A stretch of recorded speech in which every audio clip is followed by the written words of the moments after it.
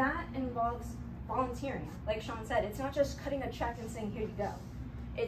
I actually, when I was selling cars, every Saturday after 5 o'clock, because we closed at 5, I'd actually go after work and I would go to the Humane Society and I would walk dogs after work. And I would just say, hey, by the way, obviously you see I'm a nice person because I'm here taking care of an animal that's not mine. If you are interested or you know somebody that is in the market for a vehicle, did you mind if I just left my flyer here or left some cards here? What do you think they're going to say? Of course, versus some salesman that just comes in and is like, yeah, I'll give you $50. Can I have my flyer here? No, that's not a relationship type selling business, and that's what we're in. So if there's car shows, if there's any food banks or local soup kitchens, animal shelters, anything like that that you can be a part of physically, you need to be involved in. And it can't be the first time salesy.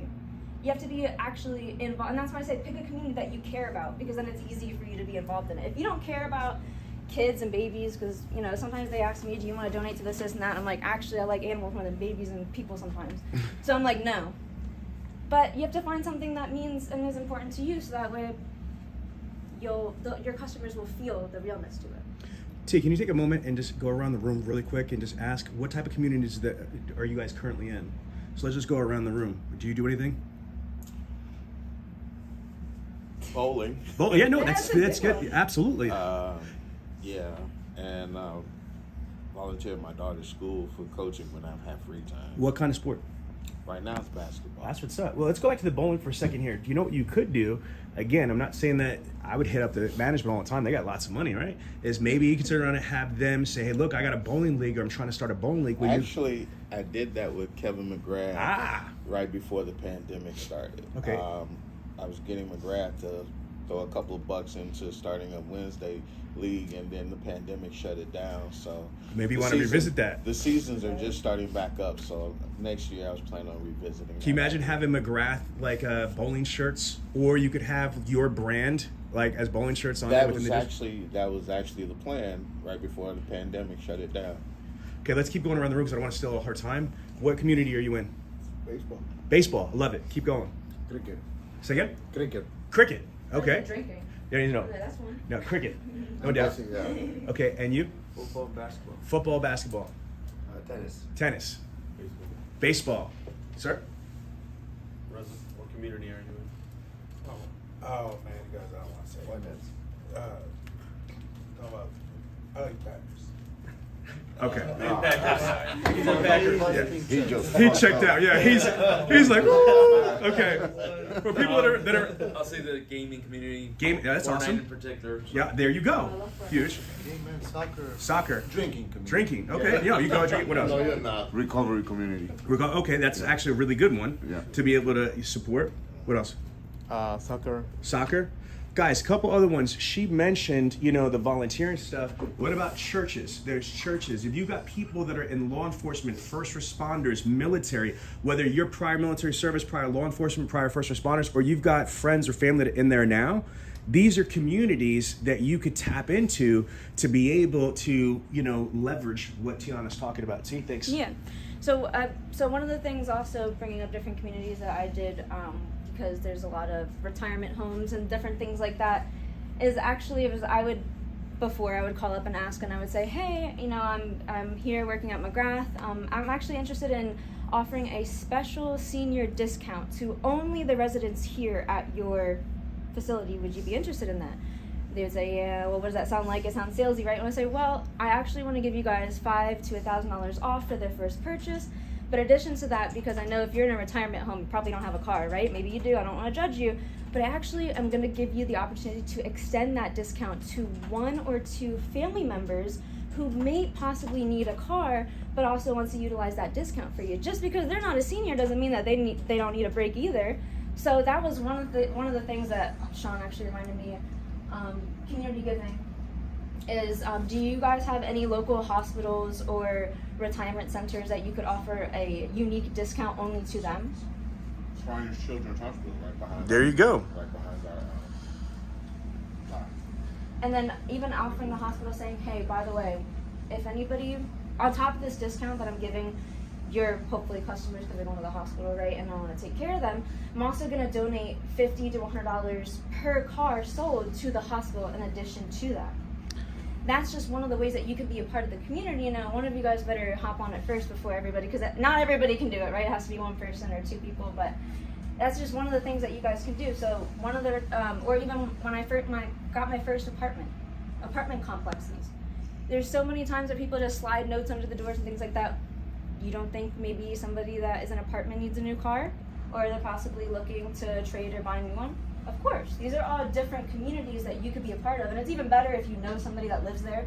So you can say, hey, my aunt, my sister, my cousin, you can even, I'm not saying all that, but you can say, hey, I know a guy that walks my dog's friend that also lives here. I want to give you guys a special discount. T, can you talk about, what about car safety seats? Yeah, that's a big one. So I'm not sure if you guys realized, but you can actually get certified in installing car safety seats for children. So a crazy thing is that the #1 leading cause to death in children, especially in seats like that, is actually improper seat installation, which is super mind-blowing, because you'd think the seat is supposed to protect them, but the improper installation is the thing that unfortunately. So the stat she's saying is that one of the highest killers of toddlers is actual car accidents, but they result in death because the car seats were improperly installed, which blows your mind. So becoming one of the only unique salespeople that are certified. It's like I'm certified in CPR for adults and kids.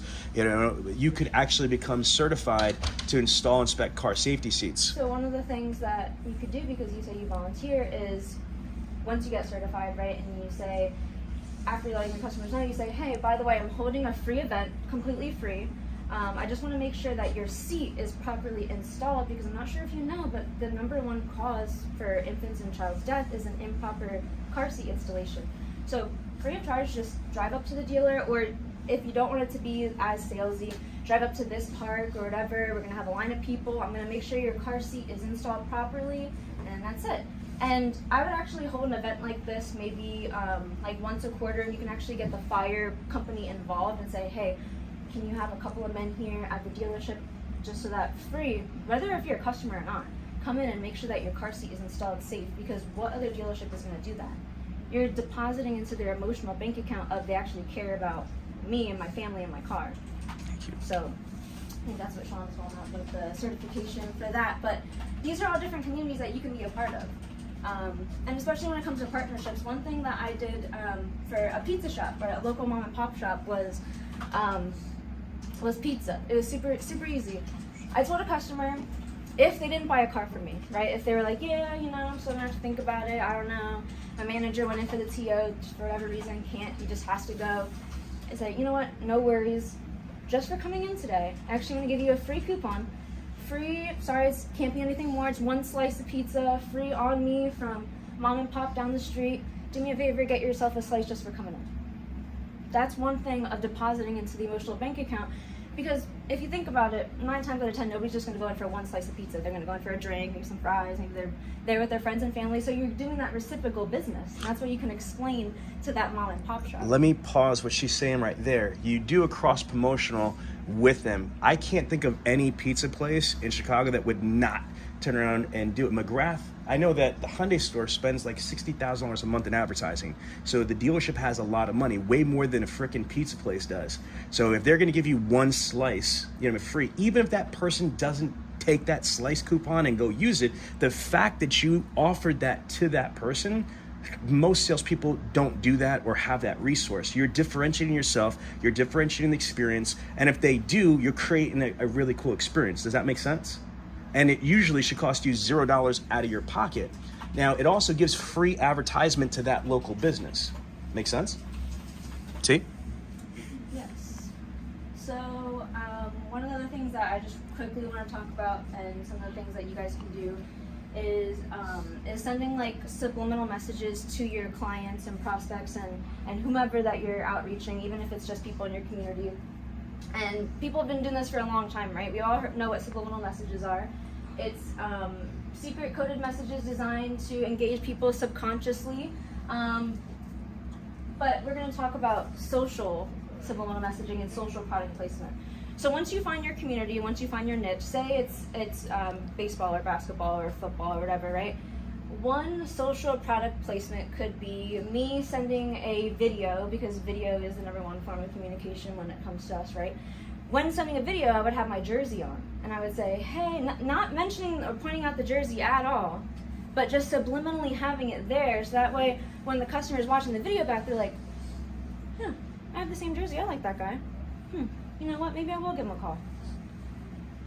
Companies and commercials and even car companies, Honda, everybody, they do it themselves. It's subliminal messages to connect different communities. So one of the things that I would do when I would take a video, and you know, this is a subliminal message right here, my rainbow case. I'm not telling you anything, but maybe for whatever reason, if you see enough rainbow on me, you might be like, hey, maybe she's part of the community, maybe she just likes rainbow and unicorns, I don't know. But one of the things that I would make sure is in my videos, two things, is I would always make sure, just because it's important to me, I would have an LGBT flag, like a little flag, a little pin, something, and then I have a picture of some kind of animal, my cat, or, you know, my parents have 2 pugs. I'd make sure that I have an animal in there, and I'd make sure that I have a flag in there, and maybe some kind of sports thing, but I'd always make sure it was those 2 things. So that way when I'm taking the video, and you even do it yourself, when you watch a video, sometimes you look at the background more than you look at the person that's talking, because you realize, like, oh, I have that, oh wait, I have that PlayStation, oh, he has an old PlayStation, I have a new one. You're making all of these subliminal connections that you didn't even realize that you were doing.